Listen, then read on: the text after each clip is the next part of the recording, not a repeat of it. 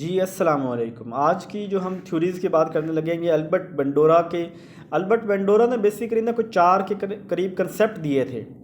इस थ्योरी को अगर हर को कहे तो थ्योरी भी कह सकते हैं, कंसेप्ट भी कह सकते हैं, कुछ कीवर्ड्स यानी कुछ बातें उसने की थी अल्बर्ट बेंडोरा ने। बेसिकली अल्बर्ट बेंडोरा को जो हम याद करते हैं ना, वो इसलिए याद करते हैं कि अल्बर्ट बेंडोरा जो है वो ये ऑब्जर्वेशन थ्योरी भी दी थी। लेकिन इसकी चारों टर्मिनोलॉजी, चारों की कंसेप्ट जो मैं बयान करने लगा हूँ, ये बहुत इंपॉर्टेंट है। पहला तो इसका जो कंसेप्ट है, ज़बानी आपको थोड़ा कंसेप्ट बता दूं, फिर हम आगे चलेंगे। पहली बात वो करता है सोशल लर्निंग थ्योरी। पहली सोशल, अब सोशल का लफ्ज़ कैसे, सोसाइटी, समाज, तो कहता है कि इंसान समाज से सीखता है, तो सोशल लर्निंग। फिर उसने दूसरी कहा ऑब्जर्वेशन थ्योरी। ऑब्जर्वेशन में ये होता है कि आप किसी चीज़ को मॉडल बना लेते हैं और आप उसको कॉपी करते हैं कि ये वाली चीज़ मेरा मॉडल है, इसको देख के मैं अपने काम करूँगा। यानी किसी हाई चीज़ को अपना मॉडल बना लेते हैं, उसको ऑब्जर्व करके फिर आप उससे सीख रहे होते हैं, वो ऑब्जर्वेशनल थ्योरी होगी। इसी तरह इसमें एक होती है रेसिप्रोकल डिटर्मिनेशन। रेसिप्रोकल कहते हैं ना, जैसे आगे पीछे, यानी रेसिप्रोकल यानी आप किसी को सिखाते हो और फिर उससे सीखते भी हो। यानी कोई आपसे सीख रहा है और आप किसी से सीख रहे हैं। जैसे हमें होता है कि ज़िंदगी में हर शख्स हमें कोई ना कोई सबक भी दे रहा होता है और कोई सबक हम से ले भी रहा होता है। हम एज ए टीचर हम क्लास के अंदर पढ़ा रहे होते हैं और बहुत कुछ बच्चों से सीख भी रहे होते हैं। तो ये होता है रेसिप्रोकल डिटर्मिनेशन। इसी तरह एक और टर्म इसने जो चौथा कंसेप्ट था उसका, वो सेल्फ एफिकेसी था। सेल्फ एफिकेसी होता है कि एक बंदा किसी को आइडियल समझता है और आइडियल समझने के बाद वो बंदा समझ लेता है कि ये जो बंदा ये काम कर रहा है, मैं भी ये काम कर सकता हूँ, मुझे में भी इतनी कैपेबिलिटीज़ हैं, मेरी भी इतनी एबिलिटीज़ हैं कि मैं भी ये काम कर सकूँ। तो उस बंदे का अपनी ज़ात के ऊपर जो है वो कॉन्फिडेंस जो है वो ज़्यादा हो जाता है। तो इसको सेल्फ एफिकेसी कहते हैं। अब चलते हैं हम इनको एक एक दफ़ा जो है ना सबको सब कंसेप्ट को अलग अलग देखते हैं। ये थे social learning theory, observational learning theory, reciprocal determinism और सेल्फ एफिकेसी।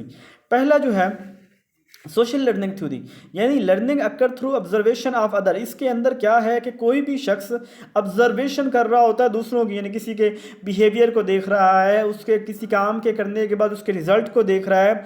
यानी इसके अंदर जो वो इंडिविजुअल है ना, वो किसी के रोल मॉडल को ऑब्जर्व कर किसी को कॉपी कर रहा होता है। ये याद रख लें, जो पेपर में ना, जो रिटर्न पेपर होते हैं एमसीक्यू, इसके अंदर पूछा जाता है कि कौन है जो इमिटेट की बात करता है, कॉपी की बात। तो इमिटेट की बात, कॉपी करना किसी को, तो ये बात करता है ये बेंडोरा करता है। इसी तरह इस थ्योरी के अंदर वो कहते हैं कि री इन्फोर्समेंट और जो पनिशमेंट है वो भी इम्पैक्ट होता है। मैंने इन सब की कंसेप्ट के आपको एग्जाम्पल भी दिए ताकि आपको समझ आ जाए।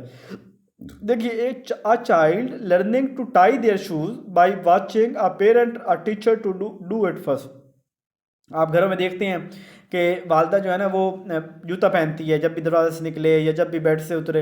अब बच्चा क्या करता है कि वही माँ वाला जूता इतना बड़ा जो है ना, वो उसको पहन के वो भी चलने की कोशिश करता है, यानी उस जूते के अंदर वो पाँव डालता है, क्योंकि बच्चा तो कॉपी कर रहा होता है हर चीज़। तो ये वाली इसी तरह यह a student learning a new skill bye watching a peer demonstrated. और एक बच्चा जो है वो एक नई स्किल सीखता है, वो अपने जो बच्चे हैं, क्लोज जो पेयर्स हैं, साथी हैं, उनको देख के। तो ये वाली चीज़ भी जो है वो सोशल लर्निंग थ्योरी में आएगी। दूसरी हमने कहा ऑब्जर्वेशन थ्योरी।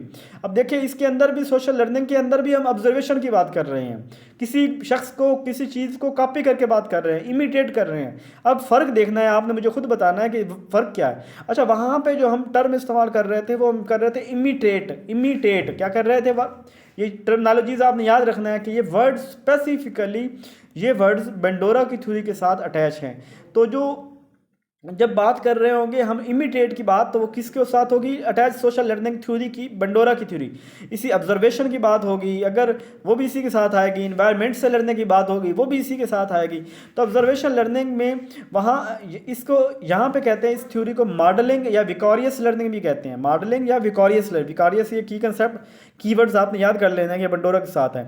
यानी इसके अंदर क्या होता है कि हम किसी भी, वहाँ भी हम लर्निंग कर रहे हैं, वहाँ भी किसी चीज़ को देख के लर्न कर रहे हैं, लेकिन यहाँ पे हम किसी को अपना मॉडल बना के उससे लर्न कर रहे हैं। Can lead to the acquisition, इससे हम नए बिहेवियर सीखते हैं, एटीट्यूड सीखते हैं, इमोशनल रिस्पॉन्सेज सीखते हैं।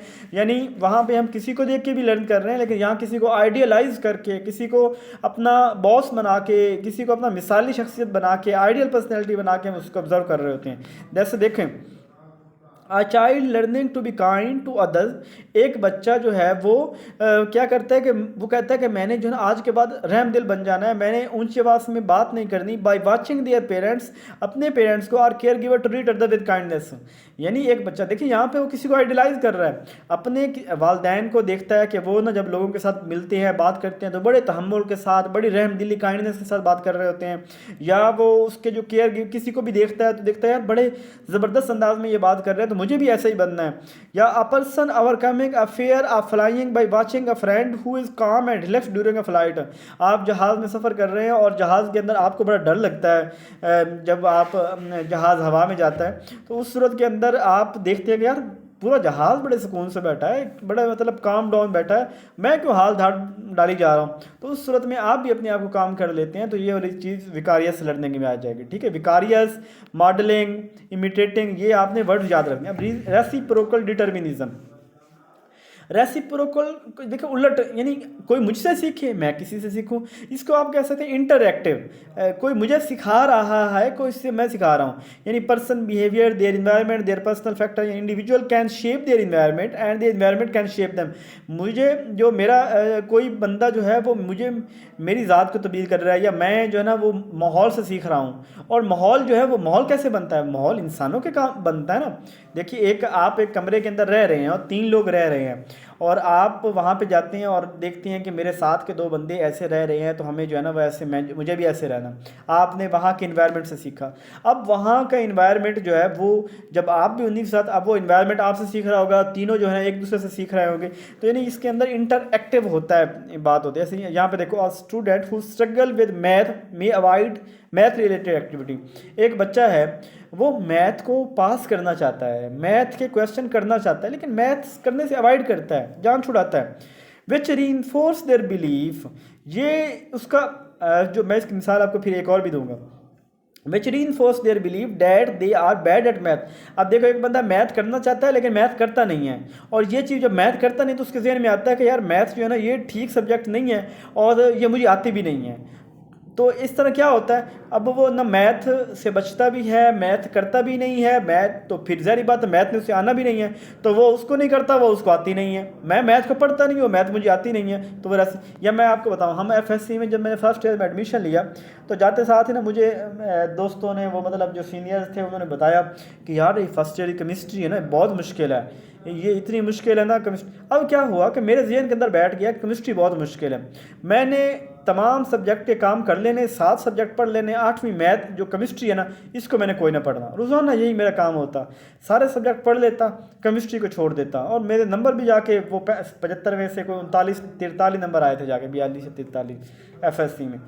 तो अब मेरे जहन के अंदर बिठा दिया गया था कि मुश्किल सब्जेक्ट है, और उस वजह से मैंने पढ़ाई कोई ना। फिर सेकंड ईयर आई ना तो फिर मुझे कंसेप्ट डाला गया कि यार मैथ ये केमिस्ट्री है ना ये सेकंड ईयर की बहुत आसान है, ये बस सारे उसके जो है ना वो क्या आप तो भूल गए हैं, जो उसके चेंज वगैरह होती थी कार्बन की, जो एल्डिहाइड वगैरह इस तरह के फार्मूले वगैरह जो होते हैं, तो ये कहते जी ये बड़े आसान होते हैं मीथेन इथेन वाले।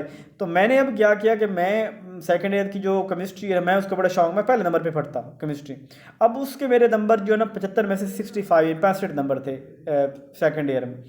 अब ये क्या चीज़ थी कि मैंने उसके अवॉइड किया फर्स्ट ईयर में और उसने मुझसे अवॉइड किया, यानी मुझे, और सेकंड ईयर में मैंने उसको पढ़ा वो मुझे आ गई, उसने मैंने कि मुझे आ गई, मैंने केमिस्ट्री का केमिस्ट्री मुझे आ गई।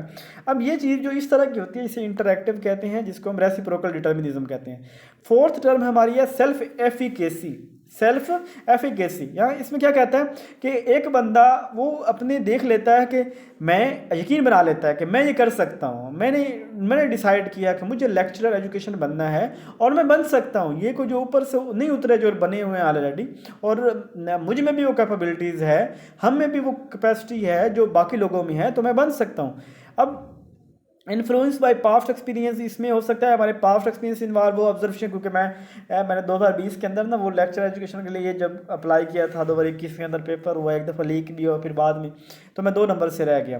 तो मुझे भी यकीन हो गया कि यार अगर मैं इतने नंबर ले सकता हूँ तो इट मीन मैं थोड़ी सी मेहनत करके अच्छे इससे भी अच्छे नंबर ले सकता हूँ।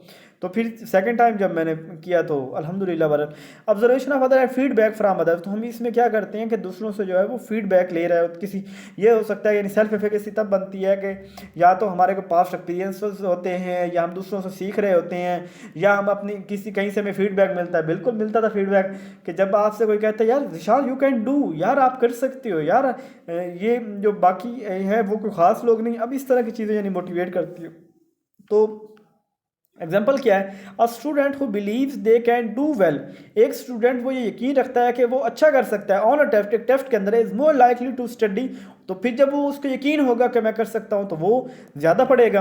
एंड परफॉर्म वेल, अच्छा परफॉर्म करेगा। Then a student who believe they may will fail, या उस स्टूडेंट के निस्बत जो ये सोचेगा कि मैं तो फेल हो जाऊंगा, यानी अगर किसी को अपनी ज़ात के ऊपर यकीन नहीं है तो वो बंदा ज़ाहिर बात उसको पढ़ने को दिल, अब एक बंदा ये सोचता है यार मैं तो लेक्चरर एजुकेशन नहीं लग सकती या नहीं लग सकता, मेरे में तो इतनी कैपेबिलिटी नहीं है, तो ज़ाहिर बात है वो शख्स जो है ना उसका पढ़ने को दिल भी नहीं करेगा, उसके अंदर एक ना उम्मीद मायूसी होगी। लेकिन जिस बंदे को यकीन होगा कि मैं जो है ना मुझ में इतनी सलाहियतें हैं, मैं इसको पढ़ सकता हूँ, मैं इसको क्लियर कर सकता हूँ, ऐसी सूरत के अंदर वो बंदा क्या है कि वो ज़्यादा पढ़ेगा और उसको वो चीज़ मोटिवेट रखेगी। इस तरह कहते हैं an athlete who believe they can make a difficult shot is more likely to try, यानी अब जिसको यकीन होगा कि मैं तो ये 100 मीटर की रेस है या जो भी मैं ये काम कर सकता हूँ, तो वो ज़्यादा ट्राई करेगा, ज़्यादा कोशिश करेगा। And succeed then who believe they can, और जिसको पहले ये होगा यार ये इतने लोग इधर उधर वाले ये इतने जीनियस हैं, इतना कर रहे हैं, मैं तो नहीं कर सकता, तो वो उसके लिए मुश्किल हो जाएगी। तो ये 4 कंसेप्ट थे सेल्फ, इसका अभी भी किसी का क्लियर ना हुआ तो आप पूछ लीजिएगा। बाकी मैंने कोशिश मैं करता हूँ कि मैं बहुत ही सादा लफ्ज़ों के अंदर ना आप चीज़ को एक्सप्लेन करूँ, कोई रोज़मर्रा की उसकी मिसालें दे दूँ ताकि आपको चीज़ याद रह जाए और कहानी की सूरत में। फिर भी हमेशा जो है वो बेहतरी की गुंजाइश रहती है। इंशाल्लाह कोशिश जारी रहेगी, एक दफ़ा इन चीज़ों को कंप्लीट कर लूँ, फिर इंशाल्लाह मैराथन भी करेंगे कि 4-4 घंटे की वीडियो बनाई जाए और उसके अंदर कोर्स को रिवीजन करवाई जाए। बाकी आप लोगों के मोहब्बत साथ रहे तो इंशाल्लाह हम बहुत कुछ करेंगे। जज़ाकल्लाह।